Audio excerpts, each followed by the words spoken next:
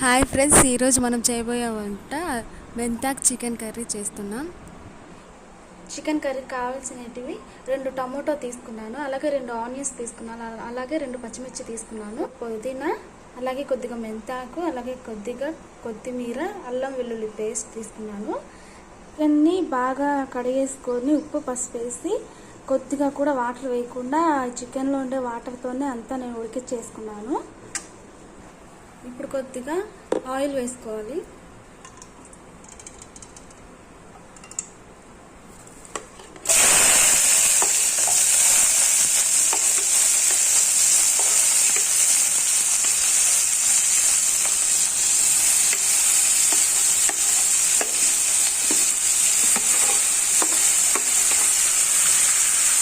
అలాగే పచ్చిమిర్చి కూడా వేసేసుకోవాలి.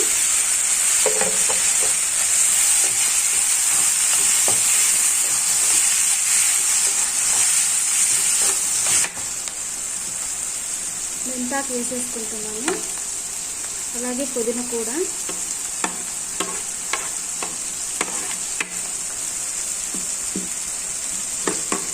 అలాగే కొత్తిమీర కూడా వేసేసుకుంటున్నాను.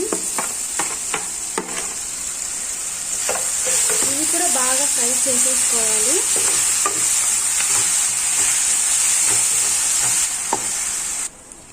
చూసారు కదా, బాగా వేగిపోయాయి. ఇందులో మనం అల్లం వెల్లుల్లి పేస్ట్ కూడా వేసేసుకుందాం.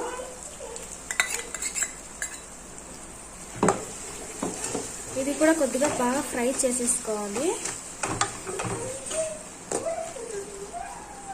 ఇప్పుడు ఇందులోనే పసుపు కారం కూడా అన్నీ వేసేసుకోవాలి. కొద్దిగా వేసుకోవాలి. కారం పొడి నేను ఒక 2 స్పూన్స్ వేసుకుంటున్నాను. ఎందుకంటే కారం ఎక్కువ తినాలనుకుంటే కారం ఎక్కువ వేసేసుకోవచ్చు, లేదంటే కొంచెం తగ్గించి చేసుకోవచ్చు. ధనియాల పొడి కూడా 2 స్పూన్స్ వేసుకుంటున్నాను.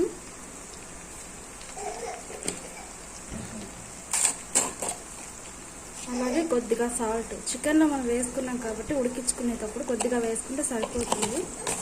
ఇవన్నీ కూడా బాగా ఫ్రై చేసేసుకోవాలి.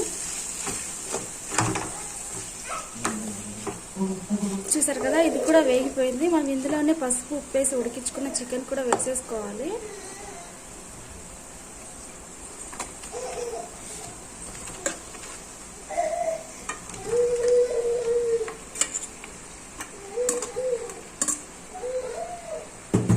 అలాగే ఒకసారి అంతా కలిపేసుకోవాలి.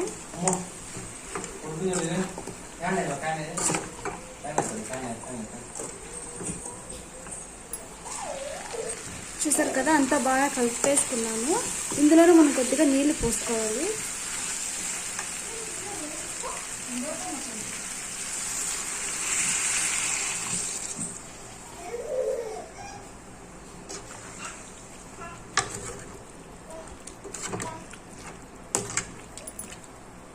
చూసారు కదా, నేను నీళ్ళు పోసుకున్నాను. అలాగే ఒక 10 నిమిషాలు ఉడికించుకుంటే చికెన్ అయిపోతుంది.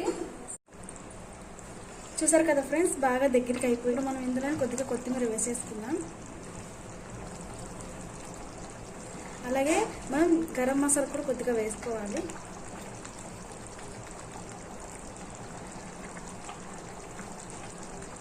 చూసారు కదా, ఎంతో ఈజీగా చికెన్ కర్రీ అయిపోతుంది. అలాగే మసాలా కూడా ఏం ఎక్కువ లేకుండా చాలా అంటే చాలా సింపుల్గా అయిపోతుంది. అలాగే చపాతీలోకి, వైట్ రైస్లోకి, అలాగే సంగట్లోకి కూడా చాలా బాగుంటుంది. తప్పకుండా ట్రై చేయండి.